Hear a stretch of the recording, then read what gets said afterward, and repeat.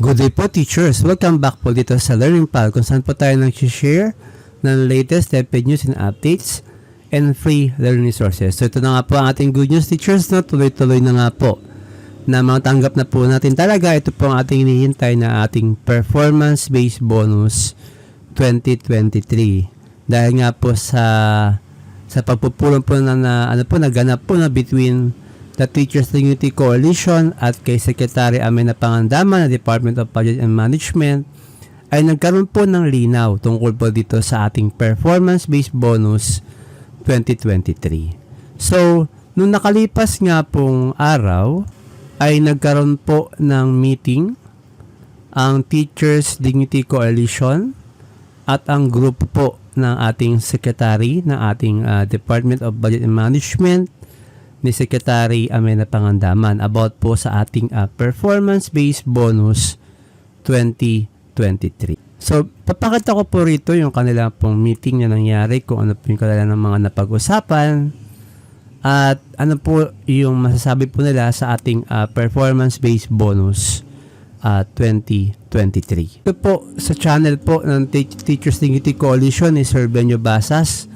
Dito po sa kanilang pag-usapan ay kitang-kita po yung pagkatanong po ni Sir Benjo Basas regarding po sa ating PBB po. So, ang sabi po niya, yes, marami po mga tanong na binigay po si Sir Benjo Basas sa ating Secretary of Budget and Management regarding po sa ating performance-based bonus.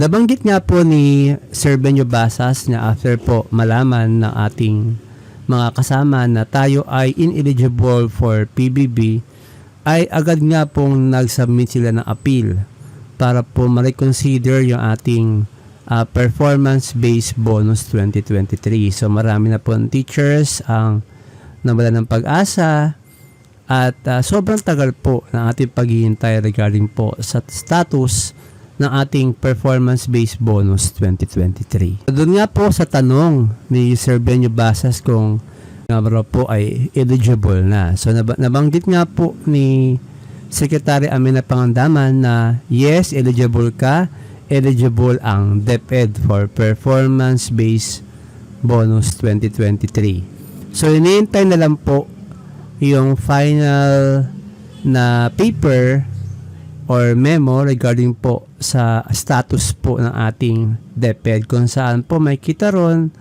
na tayo na po ay eligible for PBB 2023. So maraming salamat po sa different organizations na tumutulong po sa atin para ma-reconsider yung ating performance-based bonus 2023, yung ACT Teacher Party List and Teachers Dignity Coalition at sa iba pong mga teachers na talagang binibigay po yung kanilang sentimento regarding po sa mga issues na kinakaharap po ng ating kagawaran.